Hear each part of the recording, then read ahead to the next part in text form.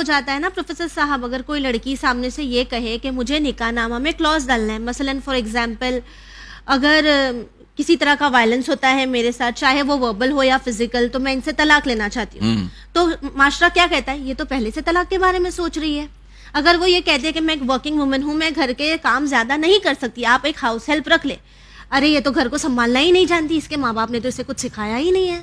ہاں, یہی میں نے عرض کیا. دیکھیے, جتنا میں نے زندگی کا, انسانی رشتوں کا مطالعہ کیا, کہ اس میں سب سے بڑی چیز ہے میوچول انڈرسٹینڈنگ.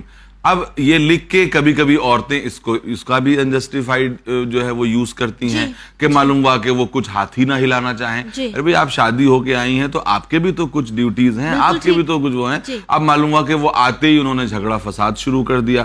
دونوں طرف سے معاملہ ہے, اگر ادھر سے ہے تو غلط, ادھر سے ہے تو غلط. ہم دونوں طرف دیکھتے ہیں, ہمیشہ دیکھتے ہیں. کتنے مقامات پہ ہم نے دیکھا ہے کہ عورت پہ سخت ظلم ہو رہا ہے, کتنے مقامات پہ ہم نے دیکھا ہے کہ عورت سخت ظلم کر رہی ہے, اپنے سسرال والوں کے ساتھ سخت ظلم کر رہی ہے, ایسی کہ معلوم ہے ناک پہ مکھی نہیں بیٹھنے دے رہی. بھئی, میرج نام ہے کمپرومائز کا.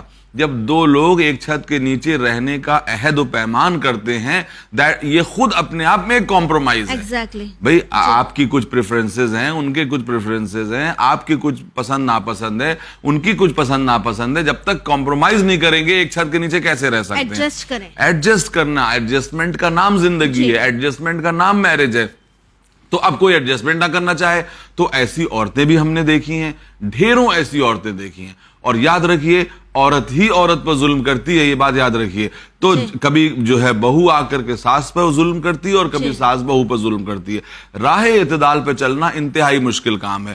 تو ایڈجسٹمنٹ کا نام زندگی ہے. اور اسی طرح سے یہ بھی ہے کہ جب وہ کوئی لڑکی آئے تو سسرال والوں کا کیا طریقہ ہونا چاہیے, شوہر کا کیا طریقہ ہونا چاہیے کہ اس کے ساتھ نرمی سے پیش آئے, اس کو گھر کی مالکہ سمجھے, اس کو گھر کی مالکن سمجھے, اس کو نوکرانی نہ سمجھے, اس کی پسند ناپسند کا خیال رکھے, اس کی مرضی کا تھوڑا خیال رکھے. اس لڑکی کا بھی یہ فرض ہے کہ یہ لوگ جو لائے ہیں یہ دشمن بن کے تو نہیں لائے ہیں, یہ لوگ جو ہیں وہ یہ تو نہیں کر کے لائے ہیں کہ اپنے لڑکے کی زندگی برباد کریں گے. آپ خوش رہیں گی تو ان کا بیٹا خوش رہے گا. تو یہ تمام چیزوں کو سمجھنے کی ضرورت ہے, اور جب تک ایڈجسٹمنٹ نہیں ہوگا تب تک یہ نہیں ہوگا. اور دونوں کو کانٹریکٹ جو ہے پڑھنے کی ضرورت ہے اور دیکھنے کی ضرورت ہے, اور اس کے ساتھ چیزوں کو آگے بڑھانے کی ضرورت ہے. میں نے دیکھا ہے, میں نے اپنی آنکھوں سے جتنا بھی ان آنکھوں نے تجربہ حاصل کیا ہے وہ یہ ہے کہ ہر جگہ کبھی ادھر سے زیادتی ہوتی ہے اور کبھی اس طرح سے زیادتی ہوتی ہے, اور راہ اعتدال پہ بہت کم لوگ ہو جاتے ہیں.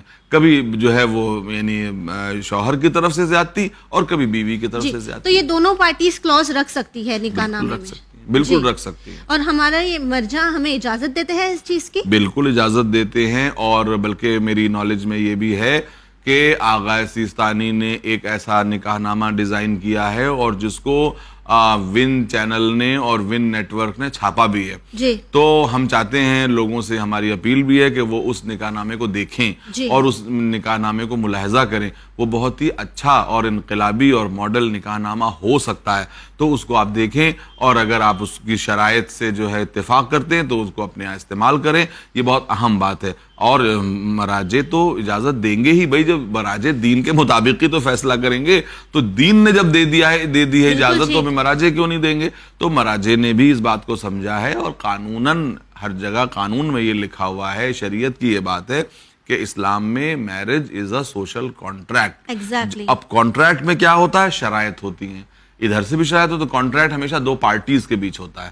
کبھی ایسا تو نہیں ہوتا کہ کانٹریکٹ ایک پارٹی, سنگل پارٹی کانٹریکٹ تو نہیں ہو سکتا. ایک کو فرسٹ پارٹی کہا جاتا ہے, ایک کو سیکنڈ پارٹی کہا جاتا ہے. ٹھیک ہے نا؟ دونوں طرف سے میوچول انڈرسٹینڈنگ کے ساتھ جن چیزوں پہ اتفاق ہو جائے ان چیزوں پہ نکاح ہو جاتا ہے. مہر بھی تو میوچول انڈرسٹینڈنگ ہے.